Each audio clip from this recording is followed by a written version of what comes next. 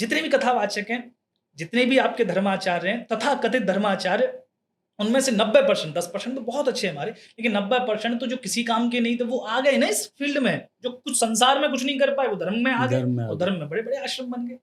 तो इसमें आपके हिसाब से कुछ ऐसे भी लोग हैं जो केवल धन उपार्जन करने के लिए अरे आए? प्रभु 90% केवल 10% ही ऐसे लोग हैं 10% वो ही ऐसे हैं जो धर्म वास्तव का अनुकरण करके आगे बढ़ रहे अरे हैं। उन्हीं वही धुरी को संभाले हुए हैं, और 10% भी नहीं हो तो सब डूब जाएगा ना, सब कोलैप्स कर जाएगा।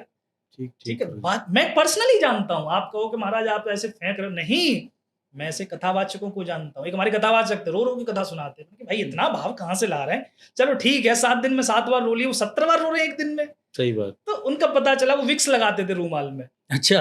हाँ, विक्स लगा के रो रहे हैं बाबूजी। एक हमारे धीरेन्द्र शास्त्री जी थे ना, इनकी भी हाँ। एक वीडियो वायरल हुई थी, जिन्होंने बताया था कि ऐसी-ऐसी देवियाँ, वो हमारी जया किशोरी के जया बारे में बोला किशोरी। था कि हाँ। वो 2 रूमाल रखती हैं, एक में हाँ। विक्स लगा लेती हैं और एक अच्छा। रूमाल को साइड में, वो धीरेन्द्र शास्त्री कह रहे हैं इस बात को। धीरेन्द्र शास्त्री जी, हाँ हाँ, तो एक मुझे वायरल हुआ था मुझे बीच लगा ये कि झूठ होगा, लेकिन जब मैंने देखा तो मुझे यकीन हुआ कि ये दुष्ट है।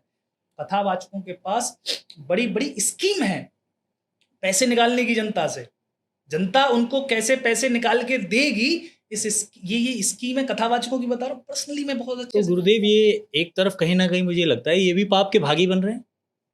हमारा जो व्यास है, जिसको मैं आपकी बात कर रहा हूँ, वो तो कहता है कि मेरे तो प्लास्टिक के कीड़े पड़ेंगे, मुझे पता है। अच्छा। लेकिन फिर भी वो मार्ग वही चुन रहा फिर है। भी नहीं मानता, वो फिर भी नहीं मानता। और ऐसे बहुत हैं, ऐसे 1-2 नहीं, बहुत हैं।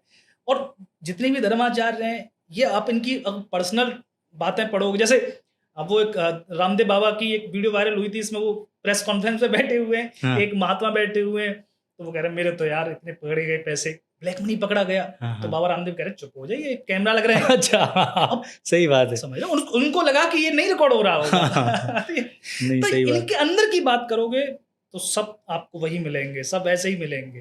पर लेकिन कुछ हैं, कुछ लोग लोग हैं हैं प्रेमानंद जी जैसे महाराज हमारे, हैं? जो निस्वार्थ आज समाज की सेवा में लगे जो हैं। बचाए हुए हैं धर्म को। ठीक है, आज हम व्यासों की, एक समय ऐसा आया कि जितने भी कथावाचक है, धर्माचार्य, सबको गालियां पड़ रही थी, अब भी पड़ती है, अब भी देते हैं लोग, थोड़े कटे हुए इन चीजों से, क्योंकि बहुत सारी चीजें हैं, लोगों को पता चल रही हैं वो सब चीजें। लेकिन प्रेमानंद जी का जब से एक वो आया, वर्चस्व आया, तब से धार्मिक लोगों को इज्जत मिलने लग गई है।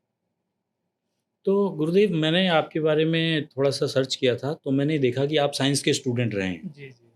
तो कहीं ना कहीं जो भी चीज़ें सामने हमारी आती हैं ईश्वर के अस्तित्व को लेकर के, तो क्या आप विज्ञान की दृष्टि से आप देख करके आगे बढ़ते हैं, कोई तर्क लगाते हैं कि नहीं ये चीज़ ऐसे हुई होगी तो इसका ये तर्क बनता है तो हमें आगे बढ़ना चाहिए?